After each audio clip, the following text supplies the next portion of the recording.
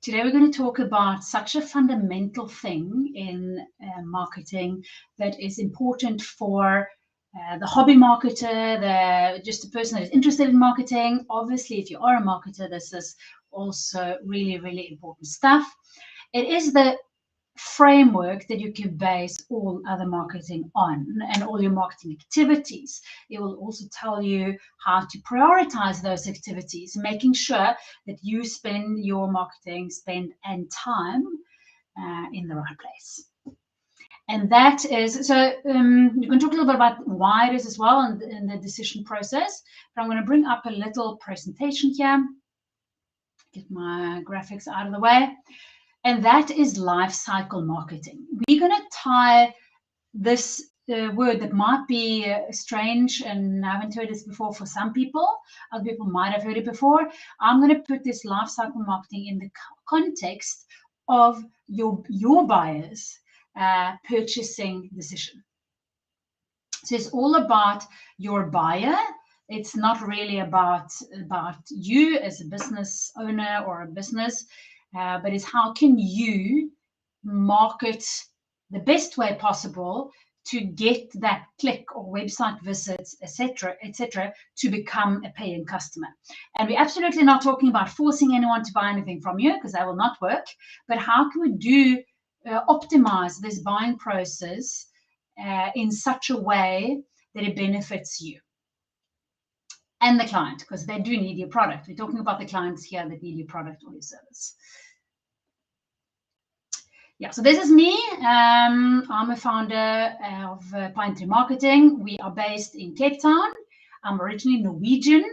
I love working with small businesses, entrepreneurs, when it comes to marketing, upskilling, which is exactly what we're doing here as well.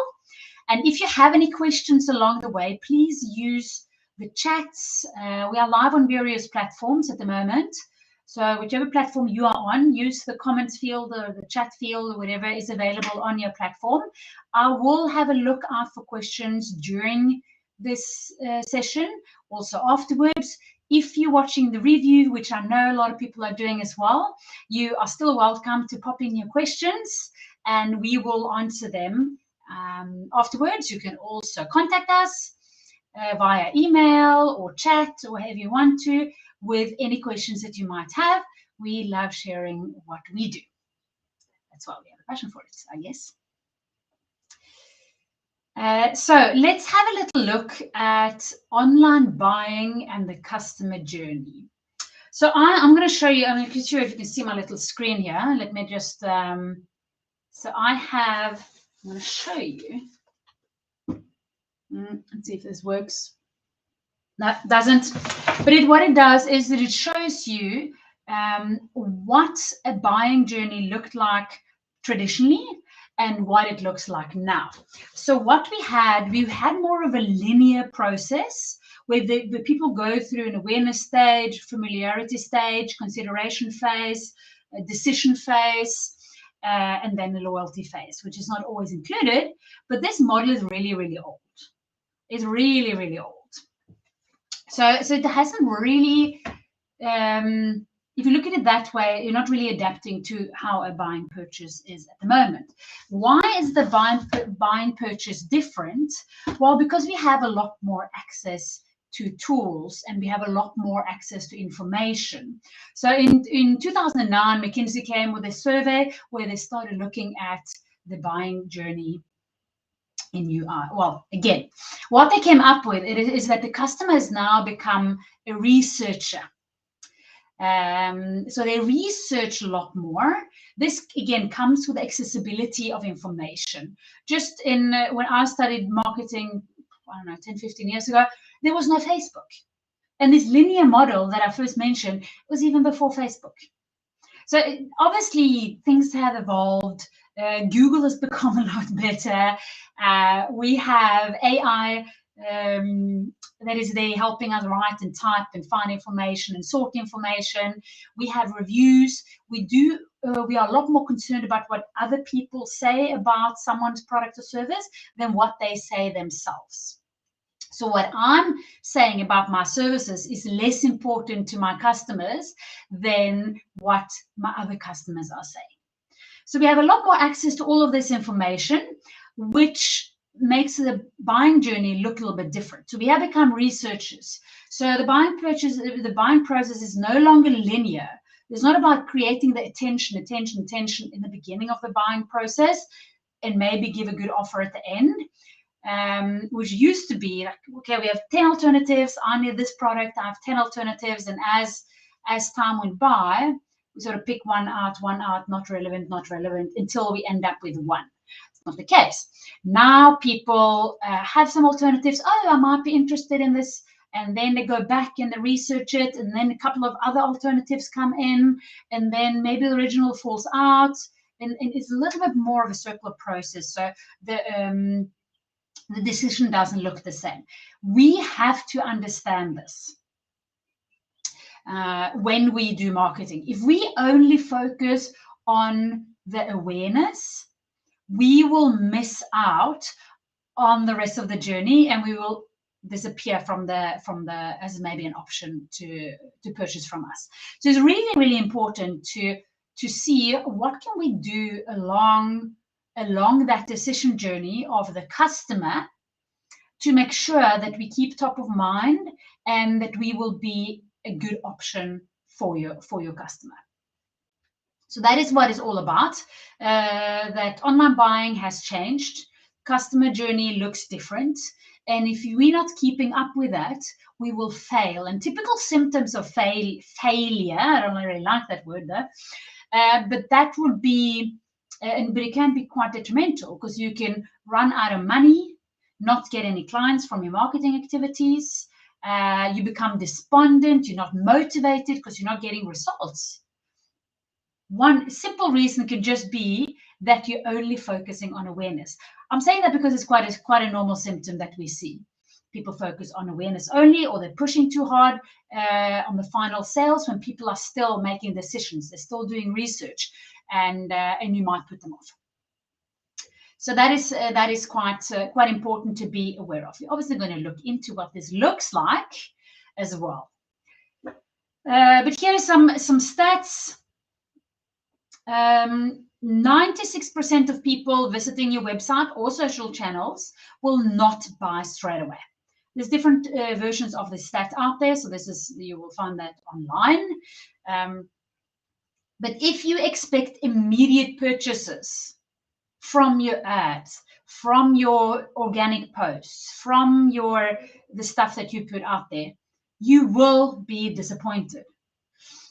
You will also probably use your marketing budget quite inefficiently because you're not getting the results. You're not getting conversions. You're not getting customers because you're putting all your bucks in one bucket. So lifecycle marketing helps you create a buyer's or a customer journey that increases conversion and sales by doing the right thing at the right time. So exposing them to the right information, nudging them along to a purchase decision, keeping top of mind and being the first choice when they're ready to make that decision. Again, first step is to realize that it is a journey. So that is quite important. So a couple of definitions just to have it, to tie this a little bit together. I'm not sure if you can read it, but I'll read it for you. The customer journey. So we have a couple of things that we use, and they're variations of the same, a couple of words. You have a customer journey. We're going to talk about customer lifecycle and lifecycle marketing, which all ties it all together.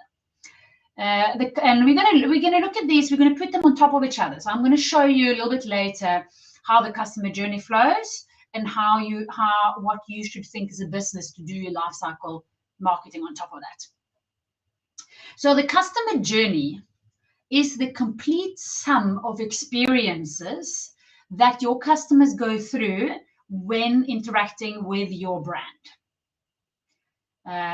So instead of looking at just a part of the transaction or experience, or how does it post-sale in itself, how do I look first time they see me, the customer journey documents the full experience of being a customer. This is something they will experience regardless of you being purposeful about it or influencing it or not. So a lot of businesses are leaving this up to the customer to have their experience. They don't really have a conscious customer journey. So that is what the lifecycle marketing is going to do. It's going to create a conscious customer journey. The customer lifecycle, very related to the customer journey. The customer lifecycle refers to the process of the prospect becoming aware of the product, making a purchase, and then ideally also becoming a long-term customer. And there's ways to make that happen as well.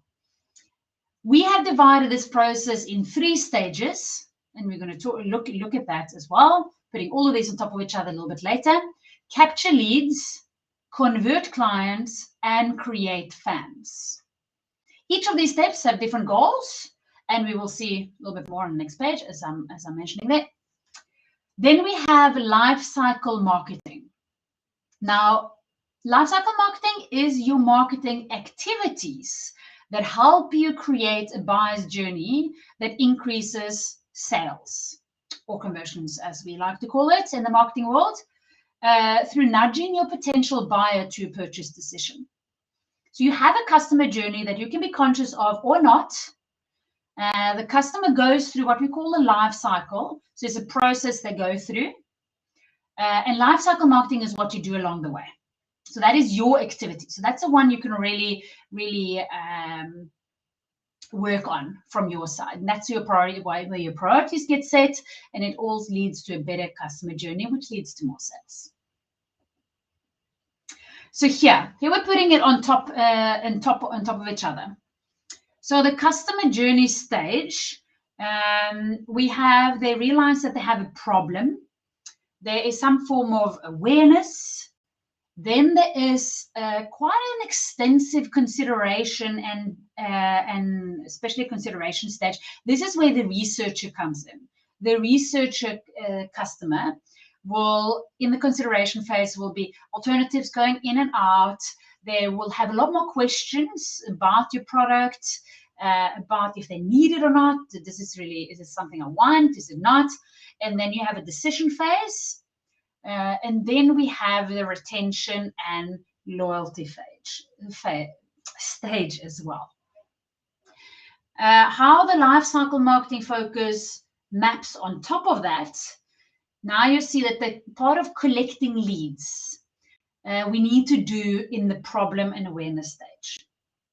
So when they are becoming aware of the problem and so awareness generally that you're an option, we need to collect those leads. How do we do it? Normally we do it through targeting, attracting, and capturing. So here there will be things like understanding your target group, attracting them, so have something that makes them interested in you. That could be lead magnets, could be a great brand. If you have a great brand, for that sake, it can be a brand name. But something that attracts them to you, you need to have. And if you're missing any of these, you will see that your conversion will not be as good as it can be. And then you need to capture them. This is a lot of businesses tend to forget this part as well. You need to capture your leads. If you don't capture your leads, you can't pull them further in the process of converting them. You will lose them. So when they go into the consideration phase, you have a great potential of having lost them. So you really need to capture them. And to do that, you need to have something good of value that allows your buyer to be captured. So you can't force them. Then we have converting clients. And this is a really, really important one, because this is where the new buyer, the way people buy now compared to just say 10 years ago, becomes so important.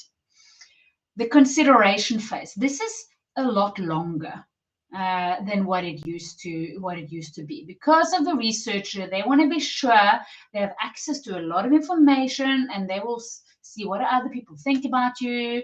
How do you present yourself? Is this a brand or product that I want to associate with? Lot more, and they more access to options as well. You can just imagine if you go, let's say you're looking for a pair of shoes. So before we got shopping centers, you walked in like a shopping street. Actually, before even the shopping streets, there was a shop on this corner and there was a shop on that corner, and you walked in between. Maybe there's even only one shop in a town. Then the shopping street came. Now all the shops were together. So now you can have maybe 2 shoe shops fairly close to each other. So your client now can easily go and compare. Then the shopping centers came, and now even more shops are together. Now you have the distraction of, oh, maybe I spent my money on a pair of jeans and I didn't actually spend them on the shoes. So a little bit more distraction. Online, you can have 25 tabs open at the same time, showing exactly the same shoe from different suppliers. So this is a little bit how to illustrate how we have now access to a lot more information as well.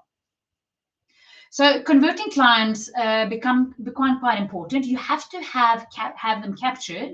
Means that you need to have their details or identify them in some way to be able to do this. What is it about? It's about engaging with them and nurture them, answer the questions that you know that they will have during this process.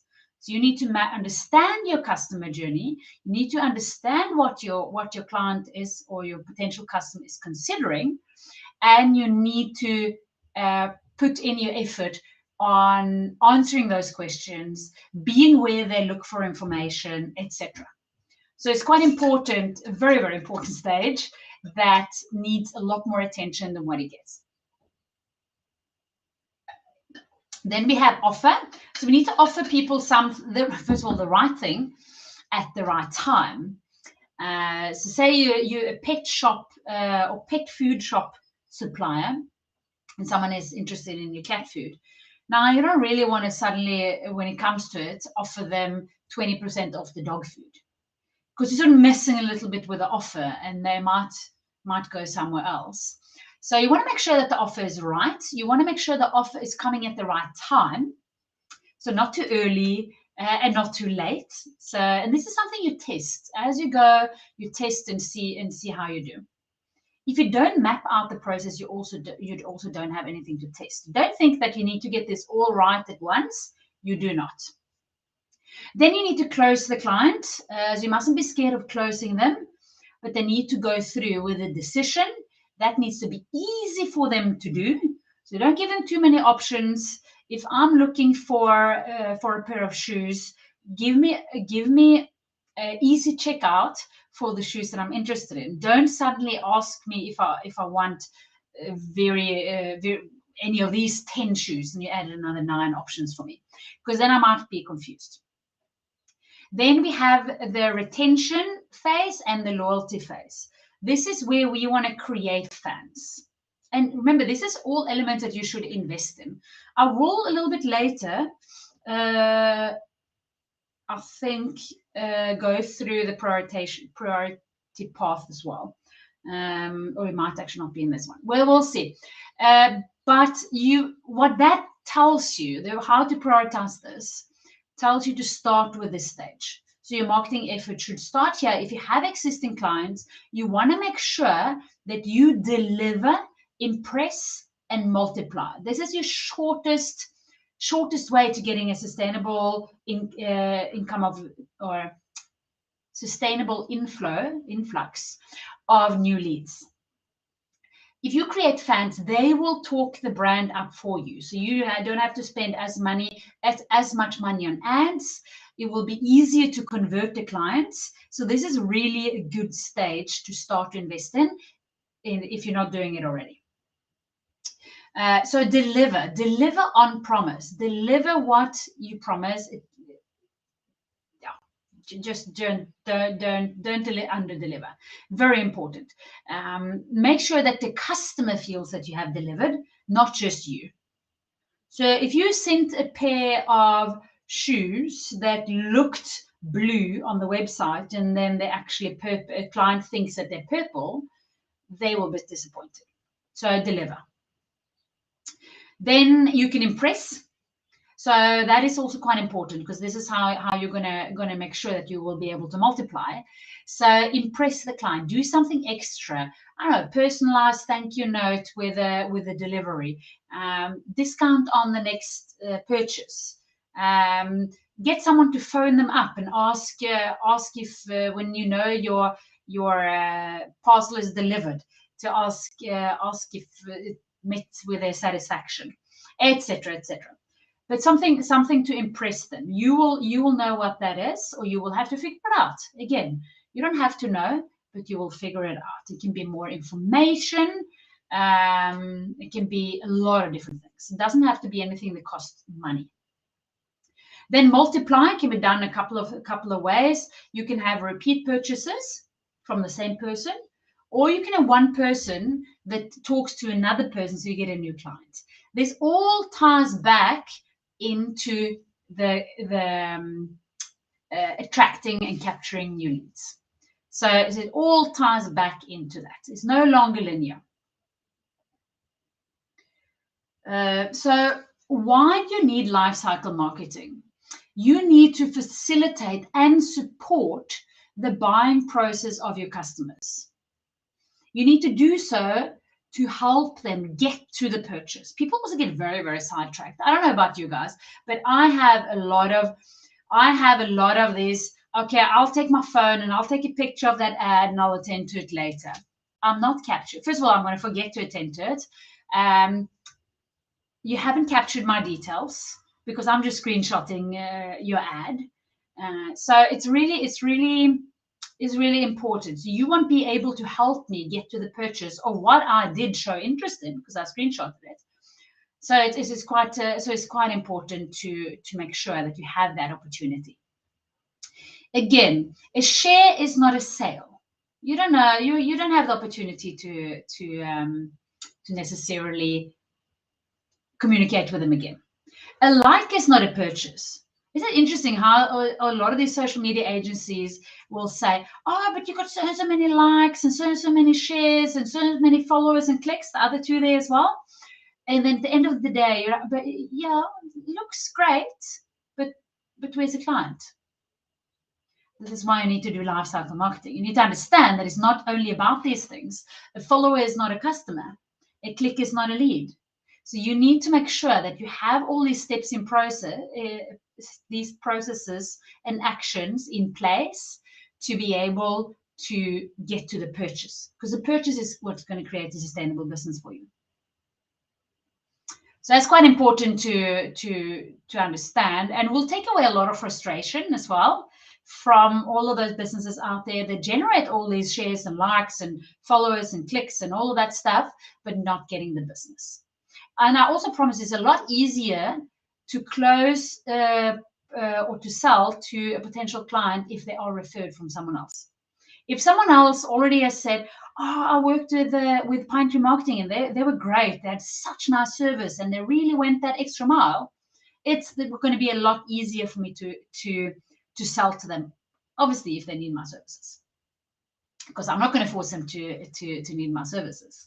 But they already, likelihood of them already needing it because they talked to my existing customer that recommended me, it sort of lies in the cards that they do need my services.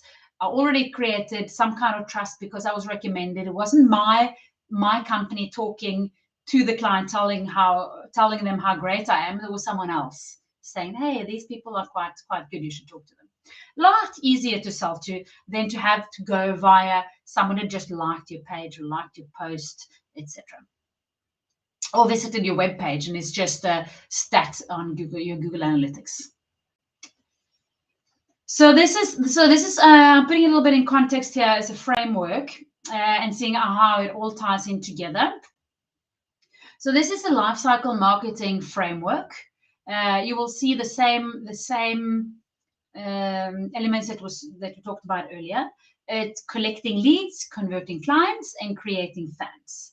So we need to, and you see how it all goes in a sort of extended figure of eights. It goes on. So we need to target our correct target group. There's no point of targeting the wrong person. For marketing services, I don't need to target people that don't need marketing. I want to target the ideal customer for me, the ones that will like to work with me. That's who I want to target, not the ones that it's going to give me a lot of hassle. I want to have the person that is easy to work with, who can build a good relationship, and we can really thrive, both in the delivery and what you are receiving. So you need to target the right kind of person. Also lead to frustration if you do not do that. Then you need to attract them. So you need to make them aware of you. You need to make yourself visible to them in a way that you can also capture them. So you want to attract them, give them something of value so that they want to register and give you their details. Then to convert clients, you really need to engage and nurture with your prospects. So again, going back to understanding who they are, understanding what's part of their purchasing process. I do not expect you to necessarily know this straight off the bat. So don't be despondent if you're thinking, oh, but I don't really know. I don't know. Well, then we just start with mapping. So what I recommend when you start with lifecycle marketing is to start mapping out your process, what you have. And if you say, oh, but I don't have a process, well, that's perfect. Then you have clean sheets and you start. And then I would recommend to start also in this section, creating fans if you have existing customers. If you don't have existing customers, I will recommend to start here. There's no point of pushing in the money here if you don't have a conversion process in place. So a little bit of a hint there about how you should prioritize. So you need to engage and nurture with them and give them the right information at the right time. By having this mapped out in a process, you can figure out if your process is wrong. So you can improve your process. You can say, oh, no, that activity didn't really seem to work. Why did it not work? Was it because other things were not in place? Or was it just because it was the wrong thing to do? Did I offer this too early? Am I offering the wrong thing, for example? So when you come to offer, testing out your offers, knowing what you offer and why you're offering at a specific time will help you to test your offers. Doesn't mean you have to get it right straight away, but you have the opportunity to improve and the opportunity to get it right by doing it consciously. And then you need to close the business. Review your own purchasing process. Get someone else to review your purchasing process, actually. Let that not be your best friend, your parents, your child.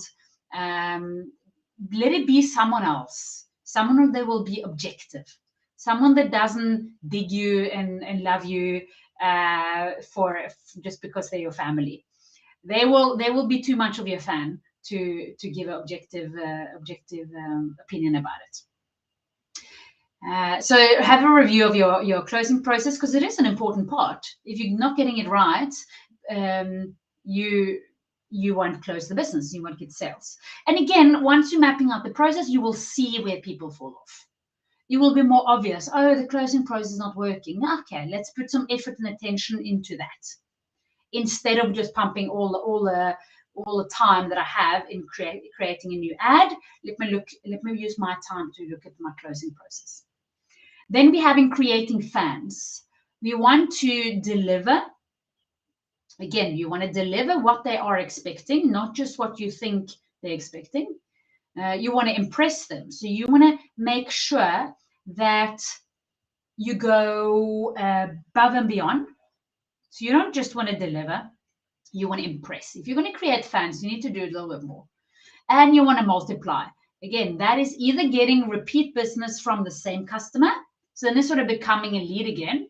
And you might convert them again. But it's quite a lot easier to get people to convert the second time around, because they already built up trust. You have already impressed them. So it's just more about keeping in contact, understanding when they're ready to buy again.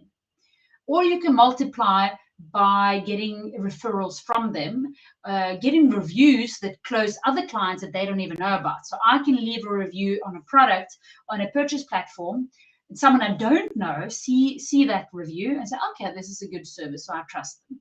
So it's quite important to have these things in place. So getting a review process in place, very, very valuable. Again, that's this. If you have clients, start here.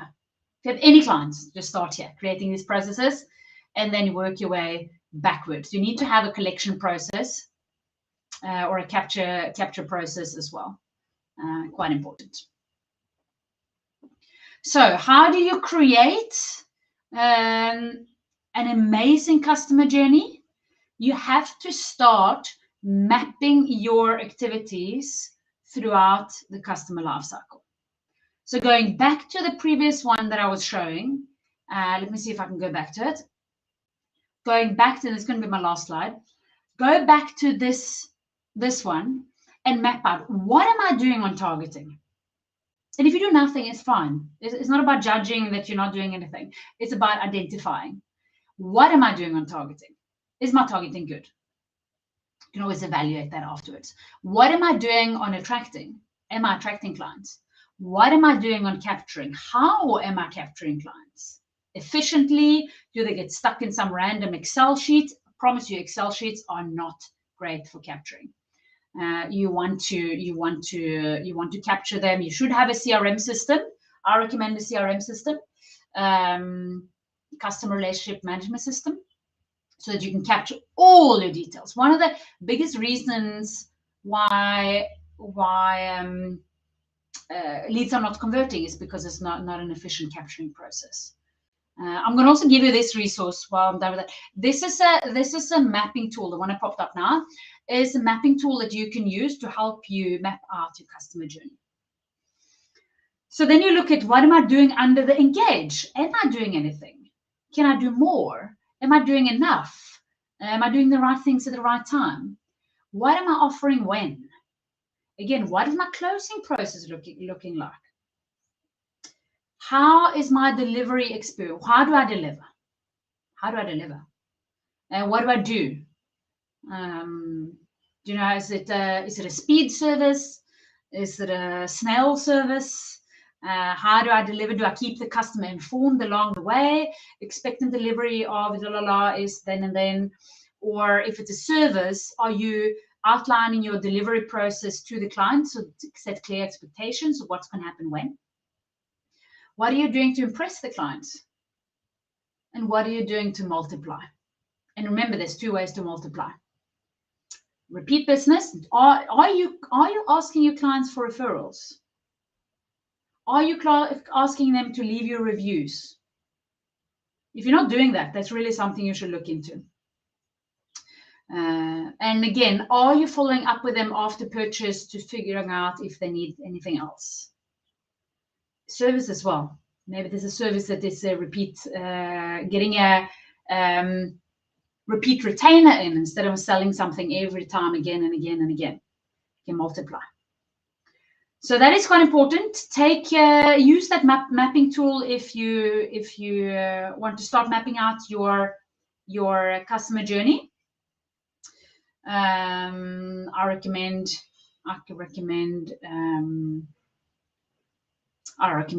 trying to map that out.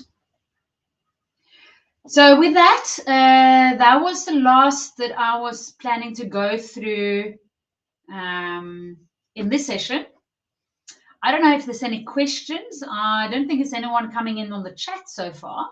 But again, if you're watching this in the recording, please just pop the messages in, write us an email, be in touch. We are very normal people behind the scenes here that just love what we do and like upskilling our clients, obviously, but today we already help them, but the general marketer out there as well, hobby marketer, serious marketer, marketing head, or just whoever is interested, actually.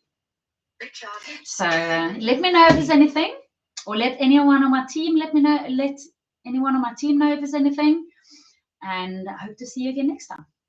Bye-bye.